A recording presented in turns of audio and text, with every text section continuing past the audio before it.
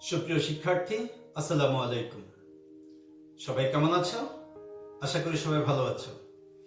Milestone college কর্তৃক আয়োজিত finance and banking বিভাগের ভার্চুয়াল ক্লাসে তোমাদেরকে স্বাগতম।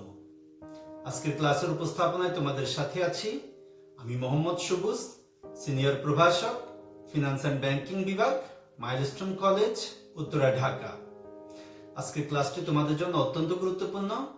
আশা করি আজকের ক্লাস থেকে তোমরা উপকৃত হবে। তাহলে চলো আজকের ক্লাসে।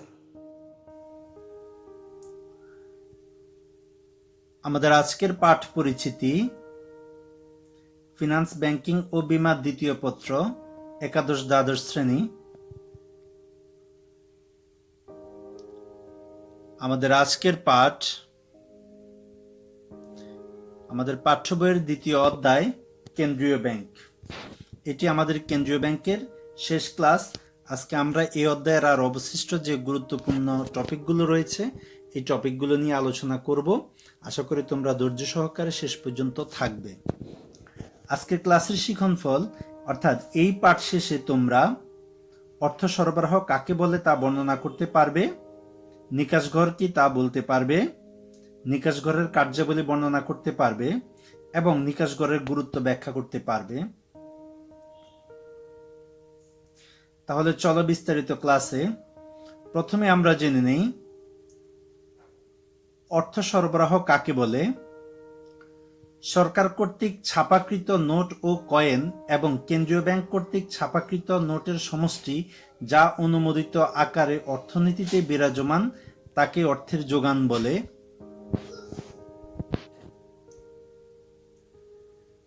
অর্থাৎ অর্থের যোগানের মধ্যে প্রচলিত মুদ্রা ও চাহিদা আমানত অন্তর্ভুক্ত। এদিক থেকে অর্থের সরবরাহ বলতে নিচের বর্ণিত দুটি উপাদানের সমষ্টিকে বোঝায়। অর্থের সরবরাহ সমান সমান জনগণের হাতের মুদ্রা প্লাস চাহিদা আমানত। যদি এই বিষয়টাকে আমরা একজন বিশেষজ্ঞ লেখকের মতামতের ভিত্তিতে বিশ্লেষণ করি তাহলে আমরা যা পাবো তা হলো অধ্যাপক মিল্টন ফ্রিডম্যান ও তার অনুসারীরা অর্থ সরবরাহ বলতে জনগণের হাতের মুদ্রা, ব্যাংকে রক্ষিত চাহিদা আমানত এবং মেয়াদি আমানতের সমষ্টিকে বোঝান। এদিক থেকে অর্থের সরবরাহ বলতে নিচে বর্ণিত তিনটি উপাদানের সমষ্টিকে বোঝায়। অর্থের সরবরাহ সমান সমান জনগণের হাতের মুদ্রা যোগ চাহিদা আমানত যোগ মেয়াদি আমানতের পরিমাণ। তো এই ছিল আমাদের অর্থের সরবরাহ। আশা করি এটা তোমরা বুঝতে পেরেছ। এটা অনেক সময় অনুধাবনমূলক প্রশ্ন এবং জ্ঞানমূলক প্রশ্নে আসে। আশা করছি তোমরা এর উত্তর দিতে পারবে। এ পর্যায়ে আমরা আলোচনা করব নিকাশ ঘর। প্রথমে আমরা জেনে নিই নিকাশ ঘর কি বা নিকাশ ঘর কাকে বলে।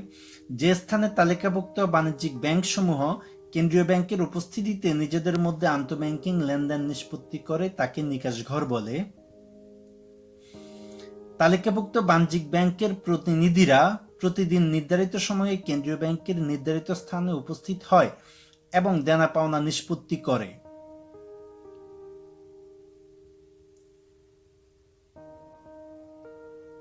লেনদেন সম্পাদনের জন্য প্রতিদিন গ্রাহক এক ব্যাংকের চেক, পে অর্ডার, বিনিময় বিল অন্য ব্যাংকে তার হিসেবে জমা দেয়। এভাবে আন্তঃব্যাংকিং দেনা পাওনা সৃষ্টি হয়। কেন্দ্রীয় ব্যাংকে সকল তালিকাভুক্ত ব্যাংকের হিসাব থাকায় নিকাশঘর সুবিধা প্রদান করে দেনা পাওনা দ্রুত নিষ্পত্তি করতে পারে।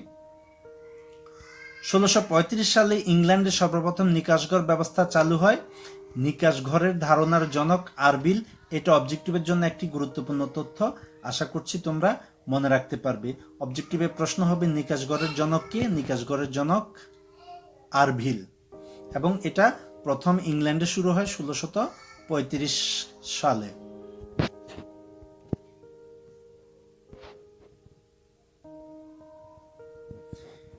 নিকাশঘর কিভাবে কাজ করে তা আমরা এই পর্যায়ে জানব। নিকাশঘরের মাধ্যমে সাধারণত গ্রাহকের পক্ষে ব্যাংক অন্য ব্যাংকের চেক নিষ্পত্তি করে এনে দেয়। যখন কোনো ব্যাংক গ্রাহক তার নামে ইস্যুকৃত অন্য কোনো ব্যাংকের চেক তার নিজের ব্যাংকে জমা করে তখন ব্যাংক গ্রাহকের হিসাবে উক্ত চেক জমা করে। পরবর্তীতে ব্যাংক সেই চেক নিকাশঘরের মাধ্যমে ইস্যুকারী ব্যাংকের কাছ থেকে চেকে উল্লেখিত নির্দিষ্ট পরিমাণ অর্থ আদায় করে।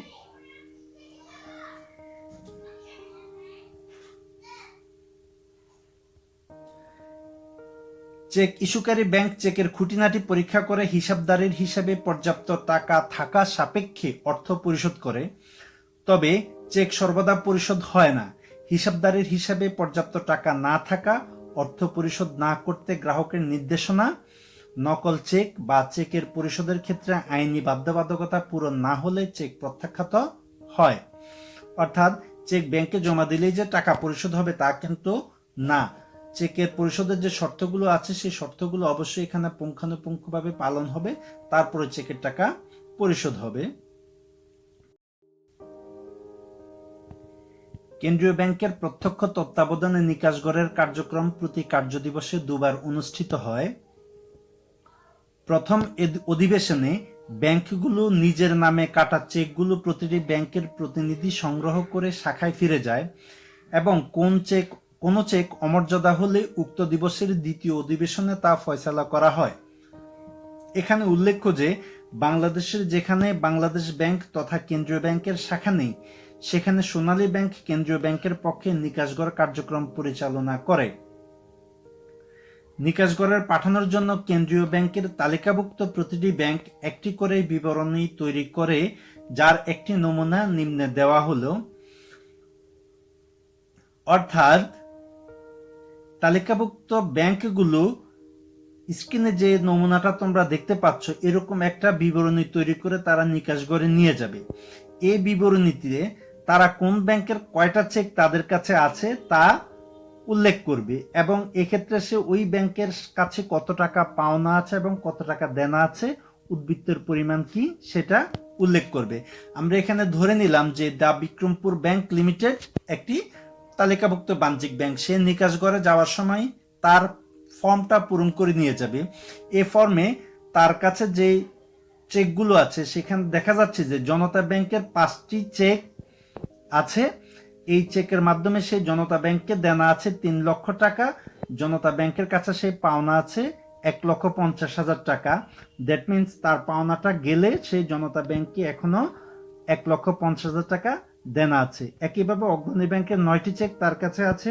এই 9টি চেকের মাধ্যমে অগ্রণী ব্যাংকে সে দেনা আছে 1 লক্ষ টাকা এবং অগ্রণী ব্যাংক থেকে সে পাওনা হয়েছে 2,75,000 টাকা। তাহলে 1 লক্ষ টাকা বাদ যাওয়ার পরে সে অগ্রণী ব্যাংকের কাছে এখনো পাওনা আছে সে 1,75,000 টাকা। এইভাবে মাদারীপুর ব্যাংকের 15টি চেক, দা কুষ্টিয়া ব্যাংকের 5টি চেক এবং দা গাজীপুর ব্যাংকের 8টি চেক সহ তথ্যগুলো সে নোট করে এই ফর্মটা পূরণ করে সে নিয়ে যাবে। অর্থাৎ কোন ব্যাংকে সে কত টাকা দেনা আছে এবং কোন ব্যাংকে সে কত টাকা পাওনা আছে সেটা উল্লেখ করে সে কেন্দ্রীয় ব্যাংকে নিয়ে যাবে। কেন্দ্রীয় ব্যাংকে নিয়ে যাওয়ার পর কেন্দ্রীয় ব্যাংক সেই চেকের ভিত্তিতে, তালিকার ভিত্তিতে ব্যাংক নিকাশঘরের প্রেরিতব্য বিবরণী তৈরি করে এবং নিকাশঘর প্রদান করে। ব্যাংকের বিবরণীর আলোকে নিকাশঘর কর্তৃপক্ষ একটি সমন্বিত বিবরণী তৈরি করে, যাতে প্রতিটি ব্যাংকের দেনা ও পাওনা পৃথক করে দেখানো হয়, যার একটা নমুনা নিম্নে দেওয়া হলো।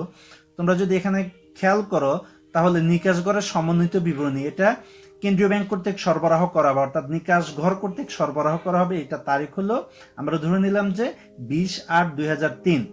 এখানে ব্যাংকের নাম, ব্যাংক কত টাকা দেনা আছে, কত টাকা পাওনা আছে এবং উদ্বৃত্ত কত টাকা দেনা অথবা পাওনা সেটা উল্লেখ করা হয়েছে। দা বিক্রমপুর ব্যাংক দেনা, টোটাল দেনা সে 2,56,000, পাওনা আছে সে 3,55,000, তাহলে এখনো সে পাওনা আছে 99,000।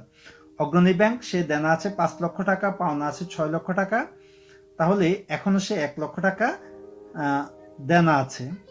এখানে সম্ভবত উদ্বৃত্তটা ভুল আসছে, সে এখনো 1 লক্ষ টাকা পাওনা আছে, এখানে ভুল আছে, 1 লক্ষ টাকা পাওনা আছে। দা মাদারীপুর ব্যাংক লিমিটেড, সেখানে সে দেনা আছে 5 লক্ষ টাকা, পাওনা আছে 7,51,000 টাকা। দ্যাট মিনস সে এখনো পাওনা আছে 2,51,000 টাকা। দা কুষ্টিয়া ব্যাংক লিমিটেড দেনা আছে সে 4,50,000 টাকা, পাওনা আছে সে 3 লক্ষ টাকা। দ্যাট মিনস এখনো সে 1,50,000 টাকা দেনা আছে।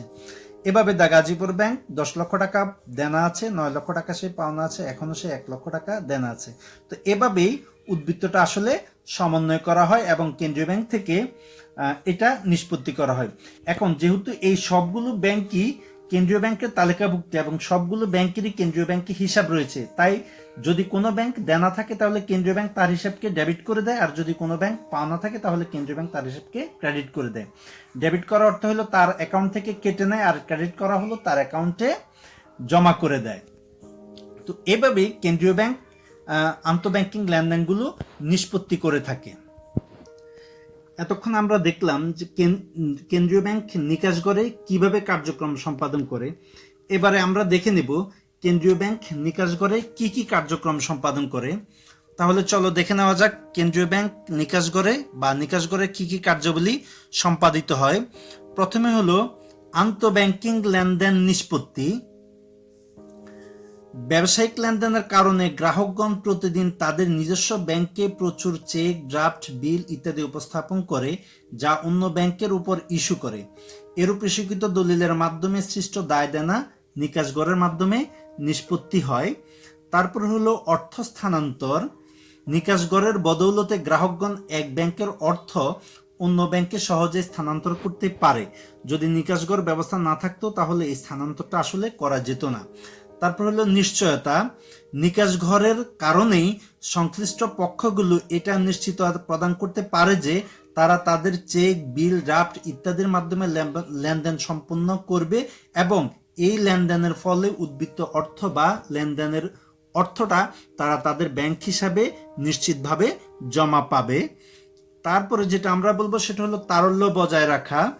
নিকাশগড় বাজারে তারল্য বজায় রাখার সবচেয়ে কার্যকর ভূমিকা পালন করে, কারণ অন্য ব্যাংকের উপর ইস্যুকৃত চেক, বিল, ড্রাফট ইত্যাদির মাধ্যমে আদায় করা হয়। অর্থাৎ এক্ষেত্রে নগদ টাকা আদায় করা হয় না বিদায় বা নগদে অর্থ পরিশোধ করা হয় না বিদায় তারল্যের খুব একটা প্রয়োজন হয় না। এরপরে আমরা যেটা বলবো তা হলো ঝুঁকি ব্যবস্থাপনা নিশ্চিত করা। কোনো বাণিজ্যিক ব্যাংক যখন নিকাশগড়ের মাধ্যমে অন্য বাণিজ্যিক ব্যাংকের চেক, ড্রাফট, বিল ইত্যাদি পরিশোধ করে, তখন সে নিশ্চিত হতে চায় যে সে সঠিক প্রাপকের টাকা পরিশোধ করছে কিনা এবং প্রাপকের হিসাবে পর্যাপ্ত পরিমাণ অর্থ আছে কিনা এবং চেকটা অবৈধ, জাল বা কোনো প্রতারণার মাধ্যমে চেকের অর্থ পরিশোধ করা হচ্ছে কিনা। এক্ষেত্রে চেকের অর্থ পরিশোধের ক্ষেত্রে যে ঝুঁকি ব্যবস্থাপনার বিষয়টি আছে তা নিশ্চিত করা যায়। তো এগুলো ছিল নিকাশগড়ের কার্যাবলী। এ পর্যায়ে আমরা অত্যন্ত গুরুত্বপূর্ণ টপিক নিকাশগড়ের গুরুত্বটা আমরা আলোচনা করব, অর্থাৎ নিকাশগড়টা আমাদের জন্য কেন গুরুত্বপূর্ণ।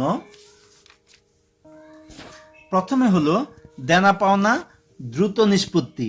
নিকাশগড়ের মাধ্যমে আন্তঃব্যাংকিং লেনদেনগুলো দ্রুত নিষ্পত্তি করা হয়। এর ফলে ব্যাংকিং কার্যক্রমের যেই স্থবিরতা, সেই স্থবিরতা কেটে দ্রুত গতিতে লেনদেন নিষ্পত্তি করা সম্ভব হয়। একটা সময় এই নিকাশগড়ে অর্থ লেনদেন করতে 3 কার্যদিবস সময়ের প্রয়োজন হইতো। বর্তমানে তোমার ইলেকট্রনিক বা অনলাইন নিকাশগড় ব্যবস্থা ইএফটি চালু হওয়ার কারণে এখন এটা 3 থেকে 6 ঘন্টার মধ্যে কার্যক্রমগুলো সম্পন্ন হয়। অর্থাৎ চেকের অর্থ এখন তুমি 3 থেকে 6 ঘন্টার মধ্যে তোমার অ্যাকাউন্টে জমা পেয়ে যাবে। দ্বিতীয়ত হলো মিতব্যয়ী পন্থা। দেনা পাওনা মীমাংসার জন্য নিকাশগড় ব্যবস্থা একটি অতি মিতব্যয়ী পন্থা। এটা থাকার ফলে ব্যাংক প্রতিনিধিগণ একটি নির্দিষ্ট স্থানে সমবেত হয়ে সুশৃঙ্খলভাবে কম খরচে এবং কম সময়ে নিজেদের মধ্যে লেনদেনগুলো নিষ্পত্তি করতে পারে। এই ব্যবস্থায় ব্যাংকে ঘুরে ঘুরে চেক নিষ্পত্তি করার কোনো প্রয়োজন হয় না। এর ফলে ব্যয় সাশ্রয় হয়, সময়ের সাশ্রয়। যেহেতু সবগুলো ব্যাংক একত্রে একটা নির্দিষ্ট সময়ে নির্দিষ্ট স্থানে একত্রিত হয়, তাই এক্ষেত্রে লেনদেনগুলো নিষ্পত্তির ক্ষেত্রে সময়ের সাশ্রয় হয়, অর্থাৎ খুব বেশি সময়ের প্রয়োজন হয় না। লেনদেনের সুবিধা। নিকাশগড় থাকার কারণে ব্যবসায়িকগণ গ্রাহকের দেনাদার কাছ থেকে প্রাপ্ত চেক অতি স্বল্প সময়ের মধ্যে ভাঙাতে পারে। এর ফলে তাদের যে ব্যবসায়িক লেনদেনগুলো আছে এই লেনদেনগুলো ত্বরান্বিত হয় এবং লেনদেনের ক্ষেত্রে তারা সুবিধা ভোগ করে। ব্যাংকের নগদ আমানতের উপরে প্রভাব।